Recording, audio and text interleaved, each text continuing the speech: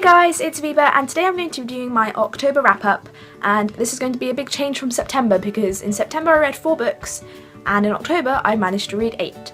So this is going to be a slightly longer video since I have 8 books to cover, so we better get started.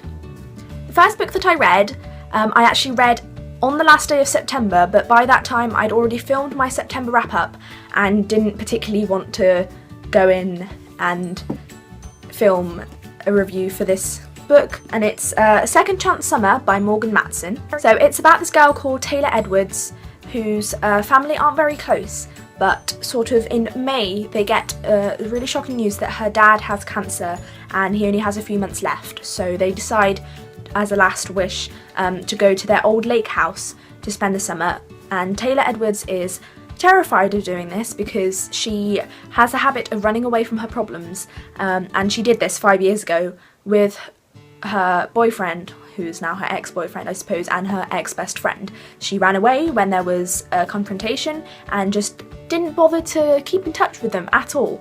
So now she goes back to the lake house in this little town, and they're both there obviously because they've been coming down to that place every summer, and she doesn't know how to deal with it.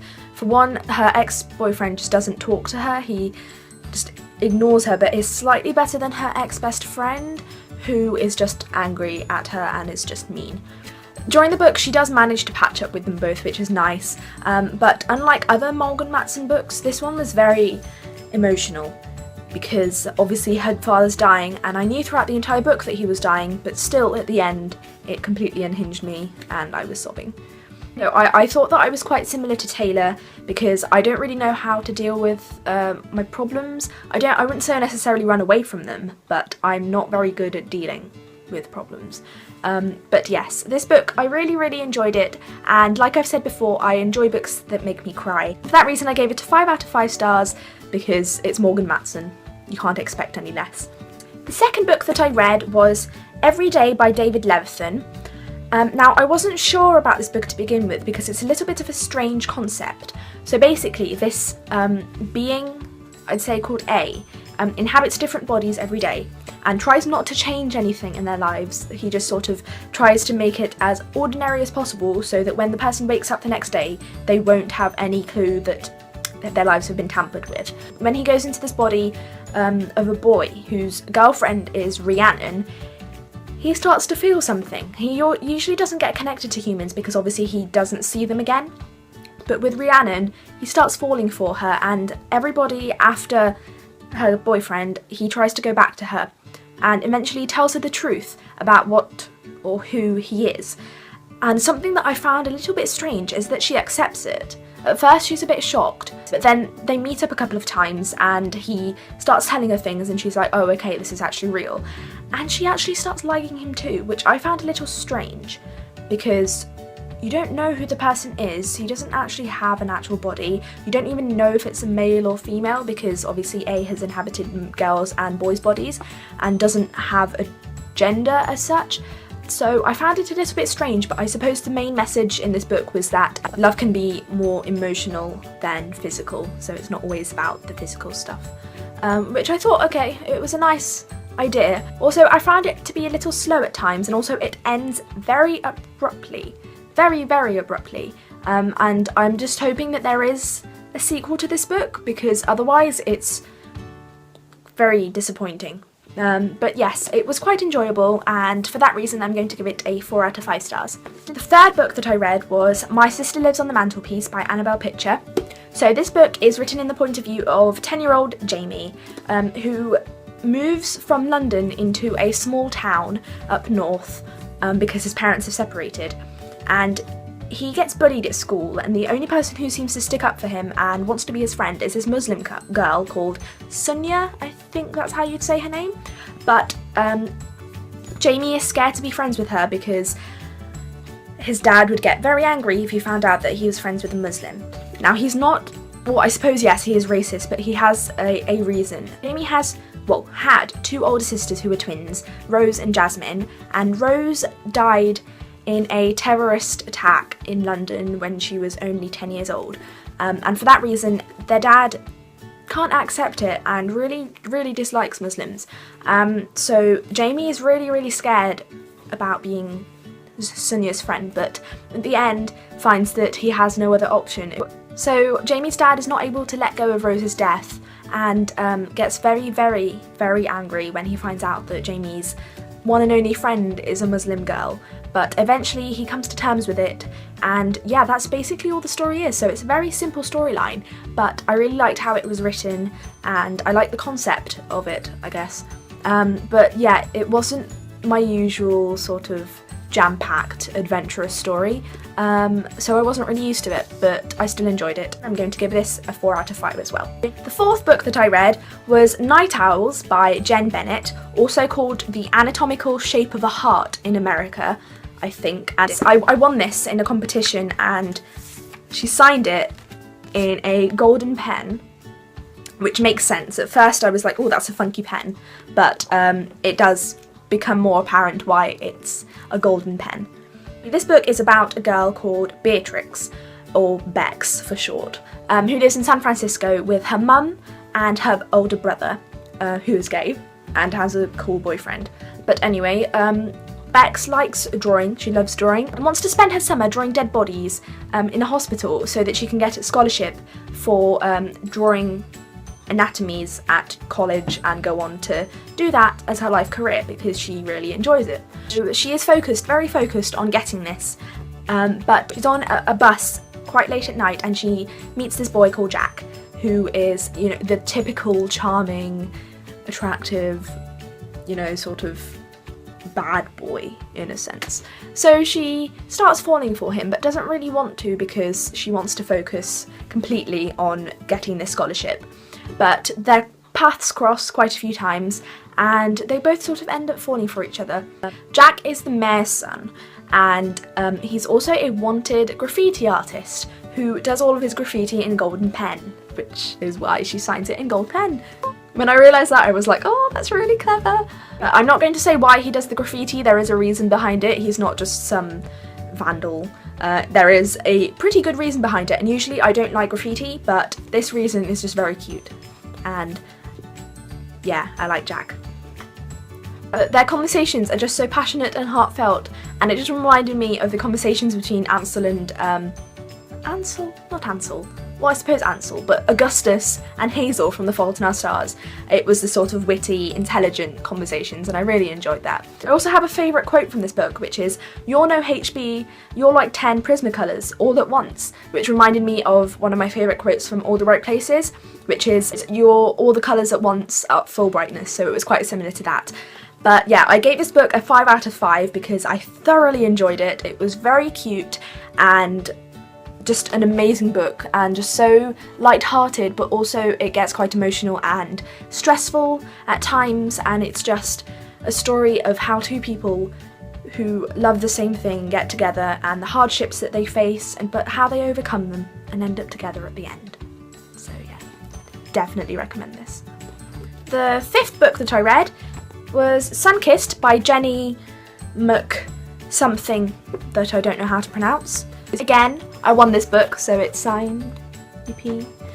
And basically this book is a very summer book, as you can probably tell from the cover. It's very summery, so it doesn't really fit with October, but nonetheless, it doesn't really matter. So this book is about this girl called Kat, who is a typical English teenager, very girly, very likes her straighteners and her makeup and has to have her phone with her all the time and is very gossipy. But for the summer she gets sent away to Sweden to live with her auntie because of something that happens at home.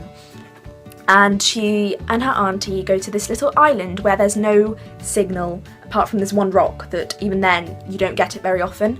No plug sockets really for her straighteners or to charge her phone, no signal so she can't keep in contact with her friends, so basically it is Kat's nightmare. But slowly she adjusts to it and meets the island's heartthrob, Leo, and they sort of start flirting with each other after spending a few days together.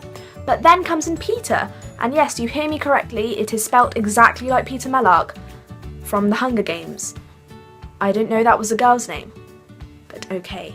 So Peter comes to the island and starts sort of flirting with Leo, so Kat thinks that they're together. She gets a bit angry and decides to take part in the island's tough troll competition, which is basically just an endurance event. You have to swim, you have to canoe, you have to run, that sort of thing. And Kat's quite unfit, being the girly girl that she is. So she needs a partner for this event, and obviously she doesn't have any of her friends around. So she writes a letter to all 3 of her friends, but the one that she was least expecting, Pearl, actually arrives. And together they train, and yeah, stuff happens. I'm not going to go into what happens, but I thought this book was going to be very predictable, so I wasn't really looking forward to reading it, but it surprised me. So for that I gave it a 5 out of 5, because I really thought that it was going to be the typical, oh, you know, she's a typical girly girl, but after going to the island she becomes really sporty and wins the tough troll and gets the boy. So it surprised me and I liked it. The 6th book that I read was probably my favourite book of the month, because I've been waiting for this book for a very long time, and it's Carry On by Rainbow Rowell. First of all, can I just say how beautiful this book is? The cover, firstly, obviously, and then look at the inside. It's so beautiful. Usually I'm not a fan of hardcovers, I prefer paperbacks, but this is just gorgeous. If you don't have this, you need to get it. But I'm not going to be talking too much about this book because I'm going to be posting a review of it very soon. So for those of you who don't know, Rainbow Rowell wrote a book called Fangirl, and in that book there is a fictional book that Kath, the main character, writes a fanfiction for. So this is basically that book that Kath really likes. So it follows the story of Simon Snow, who is the chosen one. So in quite a few ways there are parallels with Harry Potter, but it's nothing like Harry Potter in some ways. So, yes, Simon Snow is the chosen one in this, and he goes to a school called Watford. And basically there is an evil something that he has to fight and destroy, and that is what this book is about. And also it focuses a lot on Simon Snow's and Baz's relationship, which I really loved. I just need more of these books because it was so good, and I was so sad when it ended. But yes, definitely, obviously if you can't tell by how excited I am, this was a 5 out of 5 stars, but I'm not going to talk about it much because a review is coming soon. The last 2 books that I read this month were rereads, because I'm going to the Mockingjay Part 2 premiere in London on Wednesday and Thursday. I'm going early, a day early, so that I can be in the first line. But anyway, so I'm rereading The Hunger Games to get me all excited for it, not that I'm already not excited. But yeah, so The Hunger Games by Suzanne Collins, obviously a 5 out of 5 stars. I'm just going to mention that first. And for those of you who don't know what this is about, it follows the story of Katniss Everdeen, who is a girl from District 12, which is the last district out of 12, and basically every year 1 boy and 1 girl from each of the districts take part in this thing called the Hunger Games, where they basically fight to the death until there's only 1 remaining victor. It's actually Katniss's younger sister Primrose who gets chosen out of the ball, but Katniss volunteers in her place because she really is very fond of Prim and feels like she needs to protect her. So she goes to the Hunger Games along with the male tribute from District 12, Peter Mellark. So they go together, and there's a sort of twist of events. Normally, obviously, the tributes don't really talk to each other and aren't very friendly towards each other because, you know, they're competition.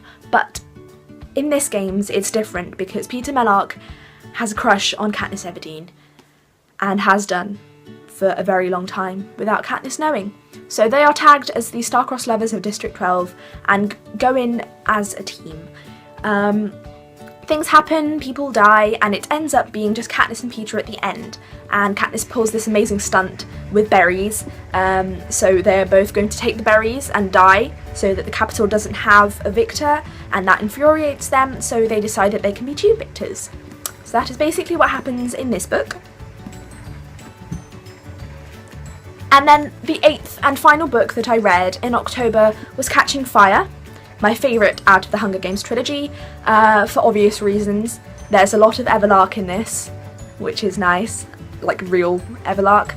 And also Finnick is introduced, and I love Finnick. He is one of my favourite characters, apart from Peter, in this series, because he's just so funny well, most of the time anyway, but then although he's used by the capital and is sold for his looks and his body and whatever, he still has one true love back home in District 4, and I just find that very, very cute.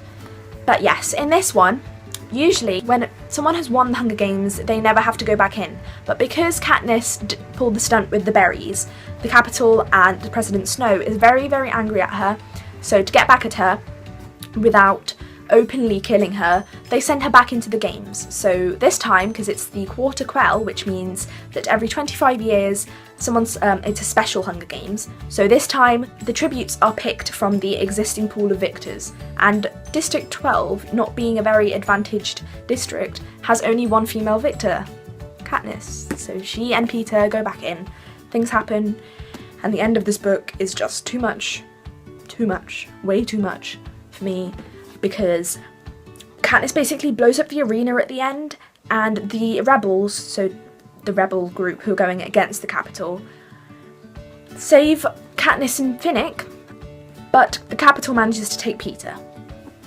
Yes, let that sink in. I'm currently reading Mockingjay at the minute, and it's not fun because it's too many emotions, way too many emotions, and although I didn't really like the third book, it doesn't stop me from crying. This is a very, very long video, and I apologise, but I did read 8 books this month, which I'm quite proud of. I suppose I managed to read these many books because my phone died in the middle of the month, and I had no phone for about a week, so when I had no phone, I was reading, so that's a week that I read the most books. But yes, if you like this video, then give it a thumbs up and subscribe, and I'll see you next time. Hasta la vista, bookworms!